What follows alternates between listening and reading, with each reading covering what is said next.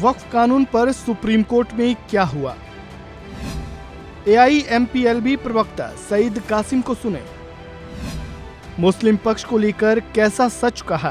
देखिए, आज मुसलमानों का पक्ष को ज़्यादातर सुना गया है और उसमें सबसे ज़्यादा 4 वकीलों ने बात की है। कपिल सिब्बल साहब ने सबसे ज़्यादा वक्त लिया, उसके बाद राजू धवन साहब ने कहा, उसके बाद संघवी साहब ने कहा, उसके बाद CU सिंह साहब ने कहा। अहमदी साहब को दिया था टाइम, अभी बात नहीं हुई उनकी।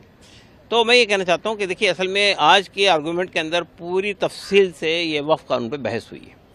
सिब्बल साहब ने ये बात कही कि साहब ये वक्फ कानून को देखकर साफ तौर पे अंदाज़ा होता है कि मुसलमानों के राइट्स को छीना जा रहा है। जो कॉन्स्टिट्यूशन ने उनके फंडामेंटल राइट्स दिए हैं वो उसमें छीन लिए जा रहे हैं और एक पर्टिकुलर कम्युनिटी को अपने रिलीजियस कामों से रोका जा रहा है। उन्होंने कहा कि देखिए, ये वक्फ बाय यूज़र का जो कानून है वो सिर्फ मुसलमानों में नहीं है, बाकी लोगों में भी है कि ऐसी प्रॉपर्टी जो 200 साल पहले 500 साल पहले किसी काम के लिए दी गई थी, उसके डॉक्यूमेंट तो नहीं मिलेंगे। या ये आप कह रहे हैं कि आप जिसने वक्फ किया है उसका कोई लिखित रूप में चाहिए, वो भी नहीं मिलेगा। और वक्फ ये उसके इस्तेमाल की वजह से उसको मान लिया गया कि वक्फ बाय यूज़र की प्रॉपर्टी, वक्फ की प्रॉपर्टी है। अब आप ये कह रहे हैं कि वक्फ बाय यूज़र में कोई डिस्प्यूट खड़ा हो जाएगा तो वक्फ बाय यूज़र नहीं रहेगा। तो डिस्प्यूट तो कोई भी खड़ा कर सकता है, कभी भी खड़ा कर सकता है। और दूसरी बात, आप ये कह रहे हैं कि वक्फ बाय यूज़र की प्रॉपर्टी को रजिस्टर्ड होना चाहिए, जो रजिस्टर्ड नहीं हो सकती थी इसलिए वक्फ बाय यूज़र थी वो। तो अगर आप कहेंगे डॉक्यूमेंट लाइए, डॉक्यूमेंट नहीं होगा तो आप उसको वक्फ बाय यूज़र नहीं मानेंगे।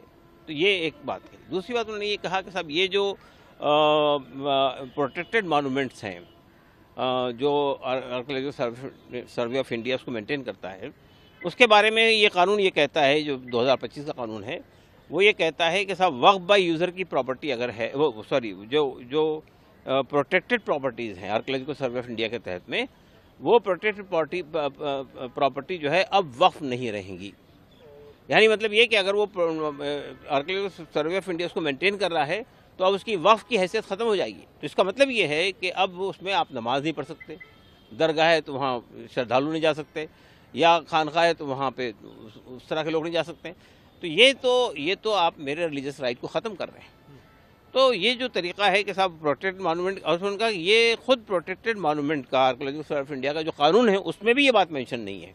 वो ये कहता है कि हमारा काम सिर्फ मेंटेनेंस का है, बाकी रिलीजियस पर्पज़ के लिए वो इस्तेमाल होती रहेगी।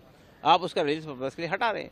कोई मस्जिद है तो नमाज़ पढ़ने के लिए बनती है, वो दिखाने के लिए, उससे पैसा आमदनी बनाने के लिए, प्रोटेक्टेड मॉन्यूमेंट को प्रिजर्व करने के लिए नहीं है। वो बेसिकली वो मस्जिद के लिए बनाएगी, नमाज़ पढ़ने के लिए, तो नमाज़ होनी चाहिए वहाँ पे। तीसरी बात उन्होंने कही कि साहब आपने वक्फ बोर्ड के अंदर, सेंट्रल वक्फ काउंसिल के अंदर जो लोगों को लाने का जो प्रोविज़न था, उसमें से मुसलमानों की जो कंडीशन थी वो हटा दी। तो अब ये जो 22 मेंबर हैं उसमें से मेजॉरिटी जो होगी वो नॉन मुस्लिम्स की होगी। 2 तो कंपलसरी हैं, उसके अलावा भी नॉन मुस्लिम्स होंगे, सेंट्रल वक्फ काउंसिल में भी और स्टेट वक्फ बोर्ड में भी। और उसके बाद ये कहा कि साहब वो गवर्नमेंट नॉमिनेट करेगी, इलेक्शन वाला वो भी खाता ख़त्म कर दिया आपने, तो गवर्नमेंट नॉमिनेट करेगी। तो कैसे लोग होंगे, क्या करेंगे, ये बात अच्छी तरह वाक़िफ़ है। Subscribe to One India and never miss an update.